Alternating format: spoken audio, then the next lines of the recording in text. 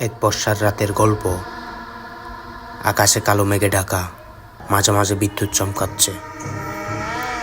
গ্রামের এক পাশে নির্জন রাস্তা দিয়ে সাইকেল চালিয়ে ফিরছিল রিয়াজ। পুরো গ্রাম তখন ঘুমে ডুবে আছে, চারপাশে নিস্তব্ধ। তার বাড়ি পৌঁছাতে এখনো 5-6 কিলোমিটার বাকি। রিয়াজ তাড়াতাড়ি বাড়ি ফিরছিল, কারণ তার বারবার মনে হচ্ছিল পিছনে কেউ অনুসরণ করছে।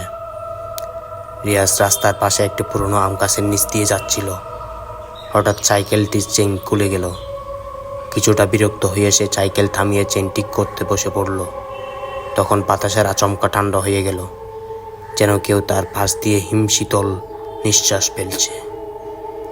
রিয়াজ চেইন ঠিক করতে করতে দেখল গাছের নিচে সাদা শাড়ি পরা একটা মেয়ের ছায়া দাঁড়িয়ে আছে। সে প্রথমে ভেবেছিল কোনো পথচারী হবে, কিন্তু মেয়েটার মুখ ছিল ঘুমটায় ঢাকা, আর সে একদম নড়াচড়া করছিল না। রিয়াজ জিজ্ঞেস করল, কে তুমি? এত রাতে এখানে কেন দাঁড়িয়ে আছো? কোনো উত্তর নেই। মেয়েটা চুপচাপ দাঁড়িয়ে আছে।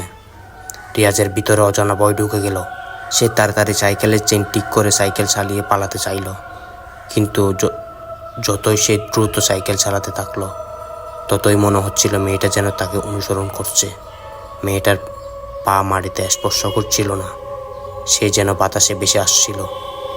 রিয়াজ আতঙ্কে দিশাহারা হয়ে দৌড়াতে শুরু করলো।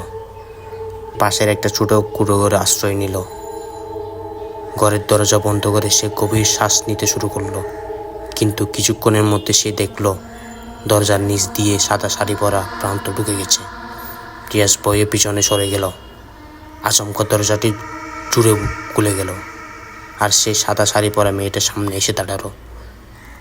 এবার তার মুখ দেখে গেল। তার মুখ ছিল বিকৃত, চোখ দুটো লাল রক্তের মতো, আর ঠোঁটে কোণে ছিল একটা অস্বাভাবিক হাসি। মেয়েটার সামনে এগিয়ে এলো এবং বলল, আমাকে সাহায্য করো, আমি এর রাস্তায় মারা গেছিলাম, আমার আত্মা মুক্তি পেতে পারছে না। রিয়াজ ভয়ে চিৎকার করতে লাগলো, কিন্তু তার মুখ দিয়ে কোনো শব্দ বেরোলো না। মেয়েটা ধীরে ধীরে তার দিকে এগিয়ে এলো, আর রিয়াজের চোখের সামনে সব কিছু অন্ধকার হয়ে গেল। পরের দিন সকালে গ্রামের লোকজন সে ঘরের সামনে রিয়াজকে অজ্ঞান অবস্থায় পড়ে থাকতে পেল। তার মুখে এক অদ্ভুত আতঙ্কের ছাপ ছিল, আর সে বারবার বলছিল সে ফিরে আসবে, সে আমাকে নিতে আসবে।